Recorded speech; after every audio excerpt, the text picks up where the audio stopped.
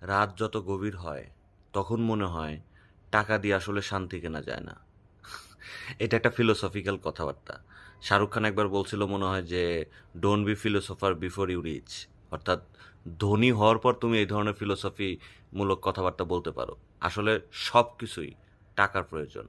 আপনি যখন বাসা ভাড়া দিতে পারছেন না, আপনার যখন ছেলেমেয়ের স্কুল কলেজের টাকা দিতে পারছেন না বা ভার্সিটির টাকা দিতে পারছেন না, অথবা আপনার প্রয়োজনীয় টাকা বা কোনো কিছু পাওনা আদার আছে যাকে আপনি টাকা দেওয়ার কথা, তাকে টাকা দিতে পারছেন না, তখন আসলে আপনার রাত গভীর হয় না। আপনার রাত তখন দিন হয়ে যায়।